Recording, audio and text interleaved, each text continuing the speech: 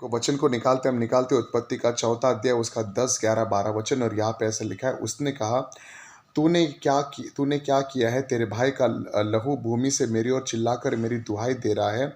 इसलिए अब भूमि जिसने तेरे भाई का लहू तेरे हाथ से पीने के लिए अपना मुंह खोला है, उसकी ओर से तू शापित है। चाहे तू भूमि पर खेती करे तो भी उसकी पूरी उपज फिर तुझे ना मिलेगी, और तू पृथ्वी पर भटकने वाला और भगोड़ा होगा। इस वचन में हम देखते हैं कि परमेश्वर ये बातें जो है केन से करता है। केन जो था वो आदम का बेटा था। आदम के 2 बेटे थे, एक का नाम था केन और एक का नाम था आबेल। और ये दोनों जब परमेश्वर की आराधना करने के लिए अपने भेंट को चढ़ाते हैं तो परमेश्वर जो है आबेल की भेंट को स्वीकारता है, केन की भेंट को नहीं स्वीकारता है।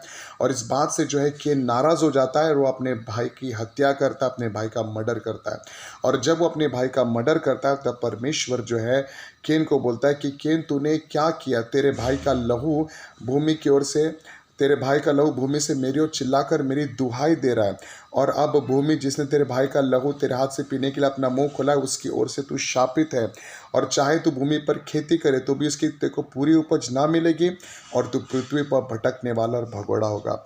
हम इस बात को देखते हैं कि एक भारी श्राप जो था वो केन के जीवन में आ गया, कि केन को बोला गया कि वो भूमि की ओर से वो शापित हो गया था, और वो जब अब खेती भी करेगा तो उसको पूरी उपज नहीं मिलेगी, और वो पृथ्वी पर भटकने वाला भगोड़ा रहेगा। यानी वो अपने जीवन में कभी स्थिरता को नहीं देखेगा, वो हमेशा यहाँ से वहाँ भटकने वाला ही इंसान बनेगा, और अगर वो खेती भी करेगा उसको उसका पूरा अनाज नहीं मिल पाएगा।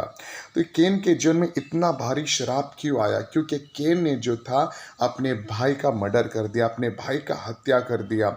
उसने ये सोचा कि मैं अपने भाई की हत्या कर कर मैं उसका नुकसान करूंगा, लेकिन इसमें नुकसान जो था केन का ही हो गया। कई बार हम अपने भाइयों के विरोध में नफरत करते, उनके विरोध में षड्यंत्र रचते, बुरी बातों को बोलते, चुगली करते। हम ये सोचते कि हम सामने वाले को नीचा गिरा रहे, उनकी निंदा करके हम उनके जीवन को तबाह कर रहे हैं। लेकिन जितना हम अपने भाइयों के विरोध में बुरी बातों को काम घटते हैं, बुरी बातें बोलना शुरू करते हैं, उसका सीधा असर हमारे जीवन पे पड़ता है, हमारी कमाई पे पड़ता है, हमारे काम काज पे पड़ता है, और उसका सीधा असर हमारे परिवार पे भी पड़ता है। हम अपने जीवन में कई बार आज इतने सारे प्रॉब्लम्स को कई बार इसलिए भी देखते होंगे क्योंकि हमने अपने भाइयों से प्यार नहीं किया। हम हमेशा दूसरों के विरोध में निंदा करने का ही काम करते रहते हैं।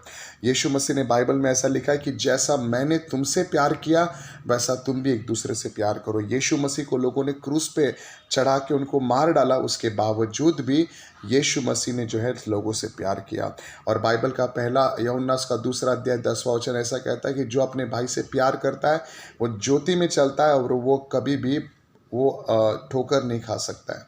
तो आज प्रभु हमसे ये चाहते हैं कि हम अपने भाइयों के विरोध में बुराई ना करें, उनसे नफरत ना करें, लेकिन हम उनसे प्यार करें। बाइबल ये भी कहता है कि जो तुम्हारी बुराई करे तुम जो है उनके लिए प्रार्थना करो, जो सताए उनके लिए प्रार्थना करे, जो तुमको श्राप दे तुम उनको आशीर्वाद दो।